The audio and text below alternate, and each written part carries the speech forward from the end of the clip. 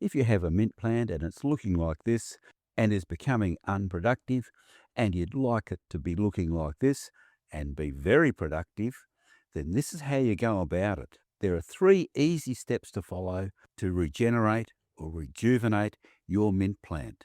We'll show you these 3 steps, and then we'll talk about ongoing care for your mint plant to keep it being productive for as long as possible. The first thing you need to do is a hard prune, and this means that you're taking out all of the stems that are old and woody, so anything like this has got to go. These new shoots that are coming up from down below, we'll leave them. These ones we'll take back fairly hard. All you need is some secateurs, and to start with these tall shoots, they can all come back down to where there's a little bit of growth right down here. So we take them out.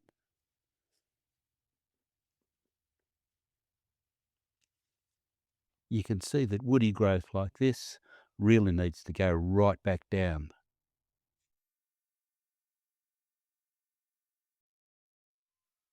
As we're pruning where possible, we're cutting just above a node. And while you're at it, if there are any weeds in here, you can get them out. Even growth like this, even though it's got lots of green leaves on it, it's getting too long and lanky. We'll take it right back down. Now, if we look carefully in the center of this is the original plant. And you can see it's really dying back. And we can cut that right out, because that is not going to grow anything. This woody piece here can come right back, as can this piece here. Once you've pruned, you need to fertilize, and we're using a liquid seaweed and fish fertilizer. Once you've fertilized, a layer of mulch, and we're using pea straw mulch on this one.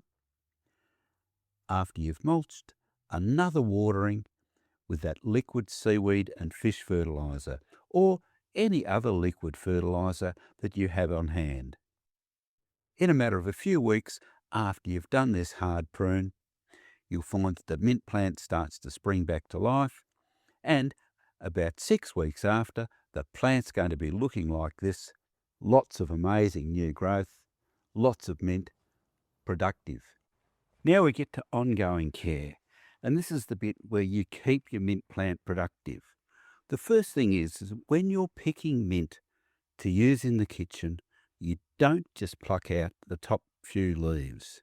Follow the stem down until you get the lowest 2 leaves that are looking healthy. Snip them off there. This way you encourage the plant to put out more new fresh stems and not produce so many woody stems. Secondly, you'll notice that we're using a self-watering pot, and this keeps the soil nice and moist. Thirdly, fertilize. A liquid fertilizer once a month is ideal for mint plants.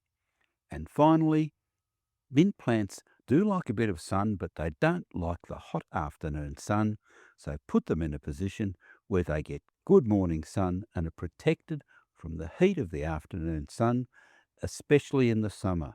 This is another reason why growing mint in pots is great, because you can shift them around to get them in the right position, the right amount of sun, at the right time of the year.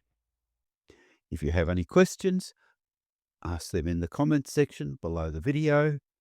Subscribe to the YouTube channel for regular updates on a whole range of succulents, and indeed a whole range of garden plants. And as always, good luck with your gardening.